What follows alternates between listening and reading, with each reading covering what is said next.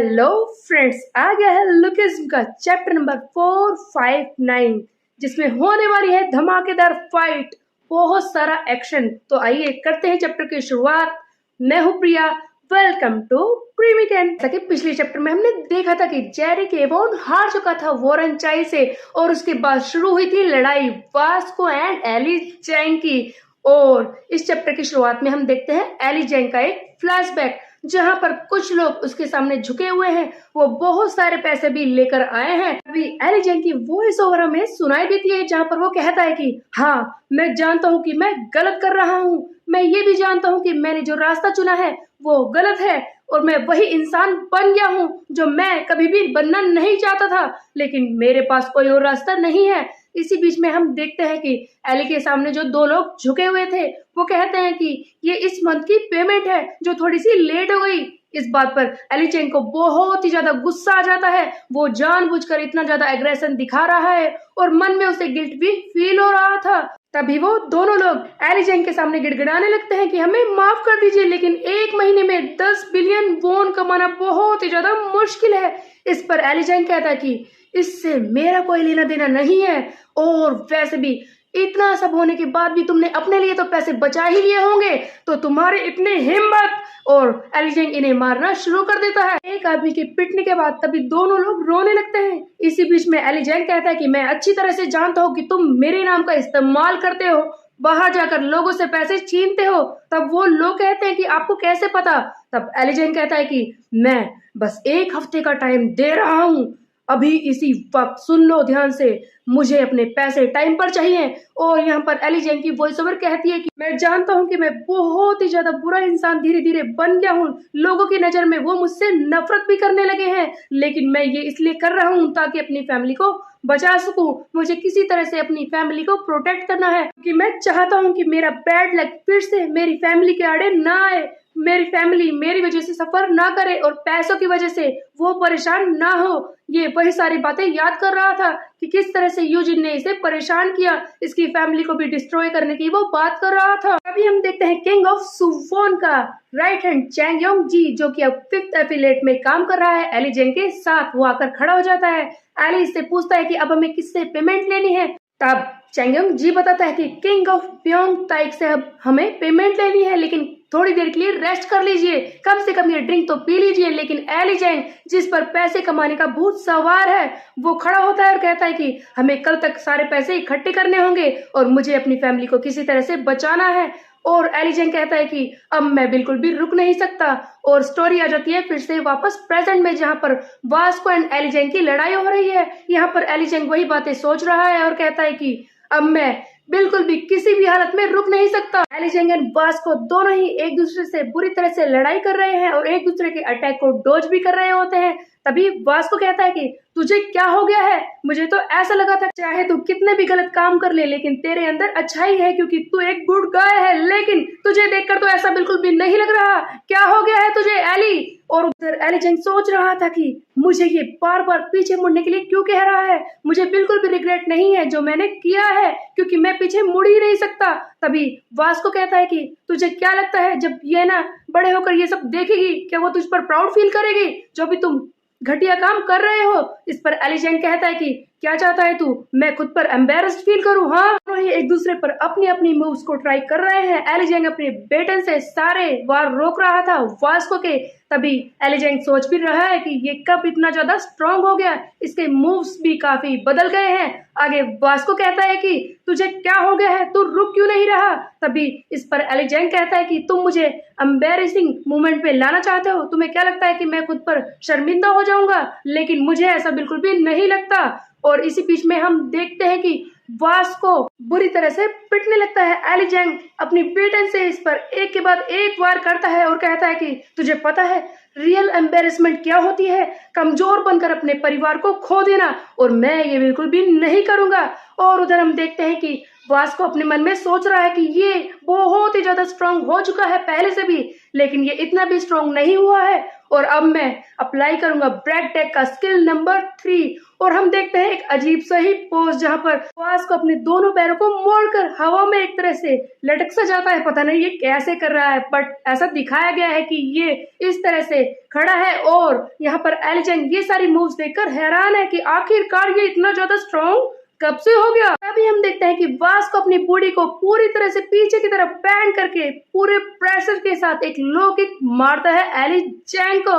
इस पर एलिजेंग को कुछ भी फर्क नहीं पड़ता और कहता है कि तुझे पता है, ऐसा ही कुछ तो मैं पहले ही देख चुका हूँ। वास्को ने तो अपनी पूरी फोर्स अप्लाई की थी, लेकिन तभी एलिजेंग कहता है कि तू तो बिल्कुल किंग ऑफ सुवॉन जैसा लग रहा है। इतनी अनफॉर्चुनेट बात है कि तू इतना स्ट्रांग तो हो गया है, लेकिन ऐसे ही कुछ मूव्स मैं पहले ही देख चुका हूँ। जिस पर वास्को कहता है कि क्या किंग ऑफ सुवॉन सियोग्डू वैंग, आखिरकार वो है कौन? तू किस बारे में बकवास कर रहा है? और ये तो बता कि क्या उसके पास ये वाली मूव है। तभी हम देखते हैं कि वास्को एक और मूव को अप्लाई करता है जो है ब्रेक डेक का स्किल नंबर 8, जहां पर वो पूरी फोर्स से अपनी बॉडी को हवा में लेकर अपने पैर को यूज करके इसे मारने की कोशिश करने वाला था। इसको अपनी मूव को अप्लाई करता है, लेकिन फिर से होता है एक ट्विस्ट जहां पर एलिजेंग इसकी ये मूव भी बेटन से रोक लेता है और कहता है कि ये भी मैं पहले ही देख चुका हूँ। आखिरकार जब एलिजेंग पियोंग ताई के किंग से लड़ा था, जब उसने ये सारी मूव्स देखी थी, ये पैक पियर्सर मूव भी वही ये मूव अप्लाई करता था जिससे कि एलिजेंग पहले ही लड़ चुका है। और तभी हम देखते हैं कि वास्को सोच में पड़ जाता है कि आखिरकार ये इतना स्ट्रांग कब हो गया, इसने मेरी इस मूव को भी डॉज कर दिया। आखिरकार कितने सारे स्ट्रांग ओपोनेंट से ये लड़ा है। इस पर एलिजेंग कहता है कि तुझे पता है, ये सारी मूव्स अप्लाई करने का मुझ पर कोई फायदा नहीं है, क्योंकि तुझसे भी कहीं ज्यादा स्ट्रांग ओपोनेंट्स को मैं हरा चुका हूँ। के बाद हम देखते हैं वास्को अपने ब्रेक डेक का स्किल नंबर 9 अप्लाई करने की कोशिश करता है, जिस पर वास्को कहता है कि फिर से वापस आ जाओ हमारे पास, तुम ये गंदे काम छोड़ दो एलिजेंग। इस पर एलिजेंग हम देखते हैं कि अपनी पेटन से इस पर अलग ही तरीके से वार करता है और कहता है कि तुझे क्या लगता है कि मैं वापस आ जाऊं और तू हॉस्टल को बचा लेगा, तू मेरी फैमिली को प्रोटेक्ट कर लेगा? तू तो मेरे सामने भी टिक नहीं पा रहा। तुझ जैसे बंडल ऑफ बॉयज भी मेरे सामने आ जाए तो मैं उन्हें पीट कर रख दूंगा। तुझे क्या लगता है कि तू मेरी फैमिली को बचाएगा?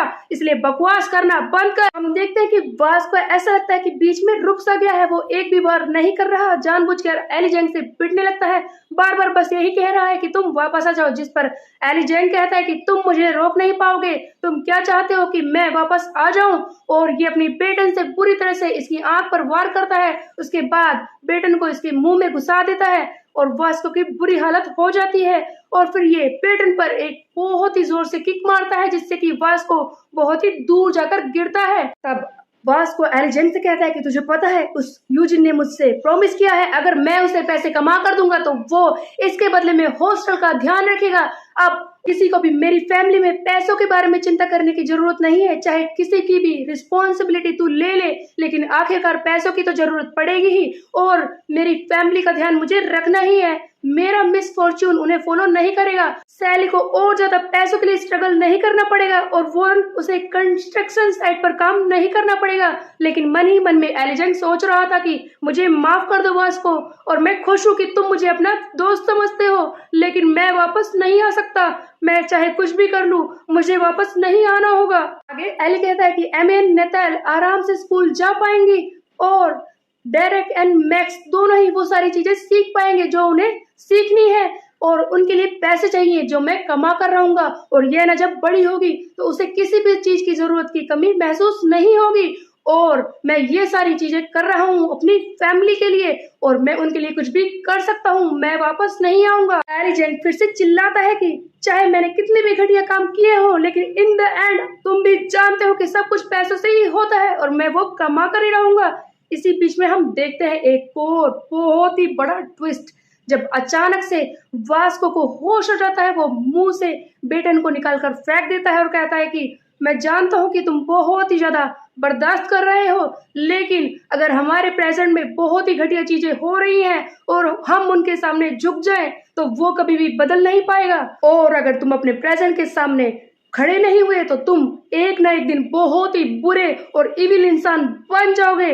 प्लीज मुझ पर विश्वास करो, जैक पर विश्वास करो, डैनियल पर विश्वास करो और वास्को पर विश्वास करो। उसके अलावा विश्वास करो तुम ओंटे ली पर। हम देखते हैं वास्को फिर से एक हीरोइक मोड में खड़ा हो जाता है। आगे वास्को कहता है कि मैंने ये किया है, मैं ऐसी घटिया सिचुएशन से बाहर आया हूँ, तू भी इनसे बाहर आ सकता है। अगर मैं कर सकता हूँ तो तू भी कर सकता है और तुझे यह भी करना होगा। और हम देखते हैं वास्को का एक एपिक मोड जहां पर वो खड़ा हो जाता है ब्रैक टेक की स्किल नंबर 1 के साथ। फिर होती है एक फ्लैशबैक की शुरुआत जहां पर हम देखते हैं कि ब्रैक डेक कह रहा है कि वास्को ये ब्रैक डेक का स्किल नंबर 1 ये कोई स्किल नहीं है, यहाँ पर तुम अपने आसपास के फिनोमिना को यूज करते हो। ये टेक्निक तब काम करती है जब तुम अपनी उन लिमिट्स पर पहुंच जाते हो, उतनी अपनी बॉडी को अब्यूज करते हो कि वो उस हाइट पर पहुंच जाती है और तुम इसे यूज कर पाते हो। यह ब्रैक डेक का स्किल नंबर 1 रनर हाई, एक ऐसी पोजीशन जहां पर तुम बहुत देर तक भागते हो लेकिन फिर भी तुम्हें अपना वेट महसूस नहीं होता। जब तुम इतना वजन लेकर लटकते हो लेकिन उसके बाद तुम एक ऐसी पोजीशन में पहुंच जाते हो जहां पर तुम्हारी बॉडी इतनी ज्यादा थक जाती है कि तुम्हें किसी भी चीज का वेट महसूस नहीं होता और तुम इतने ज्यादा थके होते हो कि बॉडी एक अलग ही तरह की पावर जनरेट करती है जहां पर तुम हर एक चीज को बर्दाश्त कर लेते हो और इसे कहते हैं द रनर हाई। और इस पोजीशन में, इस स्किल में हमें दिखाया गया है कि वास्को एक बहुत ही बड़ा सा पत्थर चैन से बांधकर अपनी पीठ पर लेकर लटक रहा है एक पहाड़ पर लटके हुए एक रोलर से। Oh my God! यहाँ पर हम देखते हैं कि ब्रैक डेक कहता है कि वास्को अगर तुमने ये मूव सीख ली, ये स्किल तुमने सीख ली तो इसके सामने सब कुछ इवॉल्व हो जाएगा। कोई भी ओपोनेंट तुम्हारे सामने हो तो बेसिकली इसे देखकर ऐसा लग रहा है कि ये भी एक अल्ट्रा इंस्टिंक्ट जैसे ही कुछ है लेकिन अलग तरह की मूव जो वास्को के अंदर जाग गई थी जिसके सामने कोई भी टिक नहीं पाएगा। वास्को भी अब सुपर मूव्स को यूज कर सकता था और एक हीरोइक पोजीशन में आकर खड़ा हो जाता है। और अब बारी है वास्को वर्सेस एली जैंग की। हालांकि वास्को ने ब्रैक डेक से कहा था कि मुझे इंग्लिश समझ नहीं आती, उसने मूव तो सीख ली लेकिन उसका नाम भी उसे सही से नहीं पता है और वो लड़ने को तैयार है। हम देखते हैं कि वास्को के अंदर एक अलग सी पावर आ जाती है जहां पर वो एली जैंग को मारना शुरू कर देता है और कहता है कि मैंने कहा ना तुझसे, मैं उसे हराऊंगा, मैं वर्कर्स को हराऊंगा, तू ये सारे काम छोड़ दे, मैंने कहा ना, तू हमारे साथ आ जा। और पूरी तरह से मारता है एली जैंग को। एक्चुअली गाइस मैं अपने ऑडियो एपिसोड काफी मिस कर रही हूँ, इस चैप्टर में तो मुझे काफी मजा आ रहा है। उधर बेचारा एली जैंग अचानक से इतनी अनलिमिटेड पावर को देखकर वास्को के अंदर बहुत ही बड़े शॉक में रह जाता है कि क्या ये वही पर्सन है जिससे मैं अभी तक लड़ रहा था, इतना ज्यादा स्ट्रॉन्ग अचानक से ये कैसे हो गया?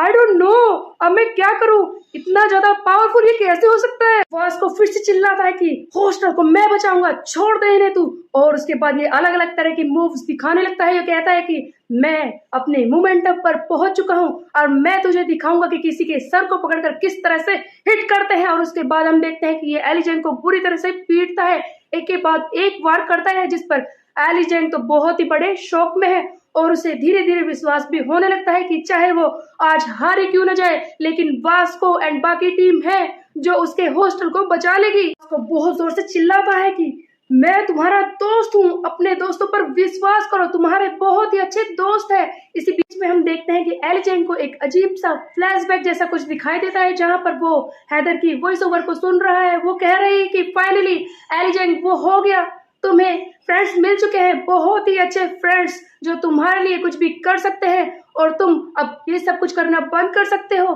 तुम हैप्पी रह सकते हो। और ये हैदर होती है जो इससे ये सारी बातें कह रही है। आगे हैदर कहती है कि एली इस बारे में बिल्कुल भी मत सोचो, तुम अब मिस फॉर्च्यून को फॉलो नहीं कर रहे, तुम्हारे साथ कुछ भी गलत नहीं है, तुम खुश हो सकते हो, तुम हमारी फैमिली का हिस्सा हो, तुम हैप्पी रहो। और ये सब सुनने के बाद हम देखते हैं आखिरकार एली जैंग के हाथ से उसकी पेटर्न छूट ही जाती है और ऐसा लग रहा है कि उसने फाइनली मान गया है कि उसके पास भी अब अच्छे दोस्त हैं। अगर बास को इसे एक के बाद एक पंचेस मारे जा रहा है, अरे बस भी कर यार, मारेगा क्या इसे? और हम देखते हैं कि बास को कहता है कि बस करो एली जैंग, ये सब छोड़ दो, तुम्हारे दोस्त अच्छे हैं, मैं हॉस्टल को बचा लूंगा, सबको मैं बचा लूंगा, सबका ध्यान रखूंगा, तुम जैसे हो वैसे ही रहो, चाहे तुम यहीं पर रहो, लेकिन तुम अब अलाइड का हिस्सा बन चुके हो, तुम हमारे साथी हो। अलाइड सबको बचा लेगी। अभी हम देखते हैं कि वास्को एक फोन निकालता है और एली जेंग को देता है और कहता है कि ये तुमसे बात करना चाहती है। उसने कहा था कि जब भी तुम अच्छी कंडीशन में होगे तुम उनसे बात करोगे। तब वास्को वहां से जाने लगता है। एली जेंग कहता है कि हेलो, कौन है? सैली पार्क, तुम कौन हो? तभी हम देखते हैं कि सामने से आवाज आती है कि ओ, लगता है तुम तो मेरी आवाज भी भूल गए हो। मैं हूँ हैदर की मोम, जो कहती है कि वैसे तो हम दोनों इतनी ज्यादा क्लोज नहीं है, लेकिन फिर भी मैं आज तुमसे कुछ कहना चाहती हूँ। मैं तुमसे बस इतना कहना चाहती हूँ कि एलिजेंग, मैंने तुम्हें माफ कर दिया है। जो भी तुमने कुछ किया था, तुम भी अपने आप को माफ कर सकते हो। और ये सब सुनकर फाइनली एलिजेंग रोने लगता है। ऐसा लगता है कि उसके दिल से बहुत ही बड़ा बोझ उतर गया है, जो वास्को की हेल्प से ही हुआ था। और वास्को अपने दुख से बाहर आ जाता है और चैप्टर यहीं पर हो जाता है एंड। सो गाइस, बात करें इस चैप्टर की तो काफी ज्यादा मजा आया, स्पेशली वास्को की ये एपिक मोव्स जिन्हें देखकर तो मुझे काफी ज्यादा मजा आया। आखिरकार मेरे ऑडियो एपिसोड होते ना तो और भी अच्छी तरह से मैं इसे डिस्क्राइब कर पाती, फ्री होकर मैं बोल सकती हूँ। वीडियो एपिसोड में ज्यादा कुछ बोला नहीं जाता, बट काफी ज्यादा मजा आया और अगले चैप्टर में भी ऐसा ही कुछ धमाकेदार देखने को मिल सकता है। सो गाइस, इधर एलिजेंग हार चुका है, उधर फोरन चाई ने हरा दिया है जेरी केवोन को। तो क्या लगता है नेक्स्ट फाइट किसकी होगी? मुझे लगता है कि डैनियल और लोगन की होनी चाहिए। डैनियल लोगन को भी बुरी तरह से पीटे, तभी तो मजा आएगा असली वाला। और हो भी सकता है कि उस विंजिन की फाइट हो जाए उस चियोन लियांग के बंदे से, ऐसा भी कुछ हो सकता है। बट जो भी होगा मजा आएगा। तो guys, let's continue in next chapter. तब तक के लिए मेरे चैनल को सब्सक्राइब कर ले, बेल के आइकन को कर दे प्रेस। फिर मिलता है, बाय बाय।